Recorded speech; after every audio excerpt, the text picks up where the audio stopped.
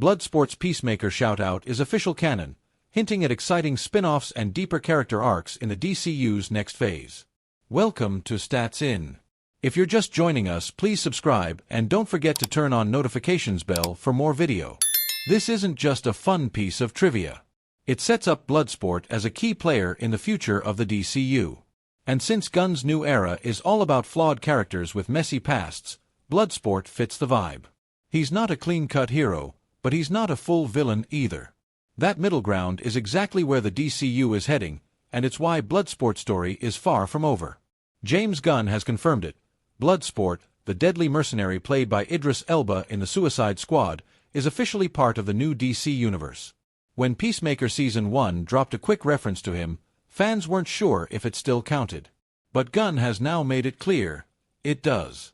The only exception is a joke about Aquaman, which isn't considered canon.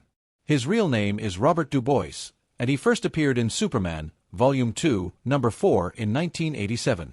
Created by John Byrne and Carl Kessel, in the comics, he's a broken veteran manipulated into attacking Superman using high-tech weapons, including a kryptonite bullet. Idris Elba redefined Bloodsport in the Suicide Squad, digging past the armor to expose the man inside. Through his performance, you could sense the hurt and resilience beneath the surface, making Bloodsport more than just a trigger-happy mercenary. He became someone you could actually relate to. That depth is exactly why Bloodsport feels like prime material to lead his own series, and it's what makes the character so intriguing. Bloodsport might just not be a side character. James Gunn, who's now behind revamping the entire DCU, confirmed that Bloodsport is definitely canon. That one update was enough to excite the fans and do something much bigger, a future where this complex yet dangerous anti-hero becomes a central player. Unlike the others, he's not here to fight for justice, or out to inspire kids, or save the planet. He's not a hero, he's a man who's been through hell and is still standing, weighed down by guilt, pain, and a simmering anger he can barely contain. That's the pull. He doesn't land neatly on either side of the moral line, and that middle ground is exactly where the DCU feels most alive right now. Peacemaker worked for the same reason. It threw out the superhero rulebook and leaned into something rougher, stranger, and far more human. It was violent, weird, and unexpectedly personal. Bloodsport embodies exactly what works in today's DC universe, especially when James Gunn is involved. He's the sort of character who feels at home whether he's caught up in the back alleys of a crime drama or right at the heart of a wild Suicide Squad assignment. That flexibility makes him stand out. Now that James Gunn has confirmed Bloodsport is still canon, it gives Elba another shot to expand that story. In the right project, we could see what happened after the Suicide Squad. Did Bloodsport go underground? Is he still working jobs? Or is he finally trying to change? Whatever direction they take, he brings weight to the screen. Not just because of his weapons or skills, but because of what he represents. He's a man stuck in the middle of right and wrong, and that space is where the DCU thrives. Idris Elba didn't play Bloodsport like a comic book villain. He made him feel real, tough on the outside, broken on the inside. He wasn't just dangerous. He was a father, a soldier, and a man trying to outrun the damage he'd done. That's what made the character work. Bloodsport deserves more time.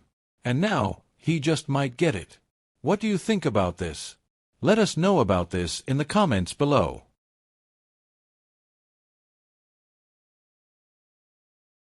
James Gunn's Superman crushes the box office with $217 million, proving that superhero fatigue is a myth when storytelling shines.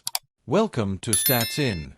If you're just joining us, please subscribe and don't forget to turn on notifications bell for more video.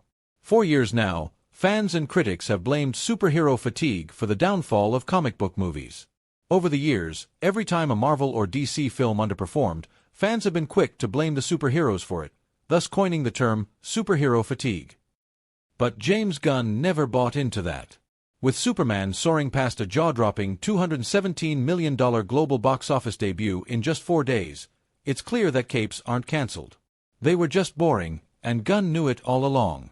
While critics and fans cried, "superhero fatigue," Gunn clarified in a GQ interview, saying the problem wasn't too many heroes, it was too many mediocre movies. "I don't believe in superhero fatigue. I think there's, mediocre movie fatigue. I think you can tell stories about anything.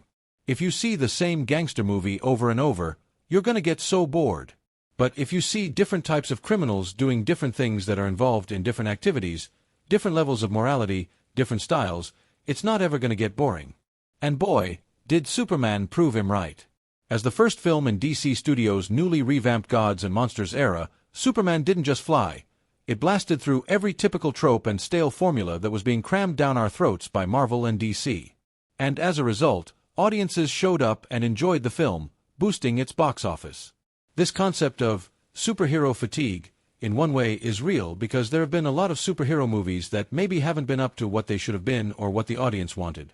You see the same thing happening across the board with movies in general.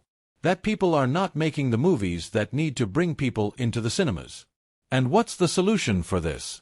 Well, James Gunn mentioned that the antidote to declining interest in cinema lies in directors' ability to take risks.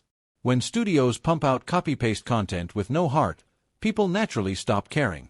But give them a well-written, well-acted, emotionally rich film, and suddenly, everyone's back in theaters. It hasn't been happening because people are so afraid of making a mistake. I think we should make a lot more mistakes. And that's exactly what Gunn's recently released movie, Superman, delivered. It wasn't just a punch fest or another origin story with CGI overload. James Gunn gave us a version of Clark Kent that felt human, relatable, and emotionally layered. He built a story that wasn't just about saving the world, it was about identity, hope, and purpose.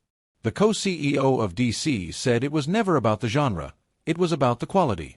In his interview, Gunn confidently explained that audiences don't get bored of superheroes, they get bored of watching the same old story told in the same boring way. He explained how, just like gangster movies or romantic comedies, superhero films need variety. Meanwhile, according to Variety, while Superman's pre-weekend projection predicted the film to earn $120 million domestically, the movie soared past its limits, raking in $122 million during its opening weekend. Additionally, as per THR reports, David Corenswet's movie topped Friday's domestic box office chart with $56 million, becoming the third-best start of 2025. Gunn celebrated the success of Superman on Threads. Within just 4 days of release, Superman brought in a staggering $217 million worldwide against its $225 million budget, and it's still climbing via the numbers.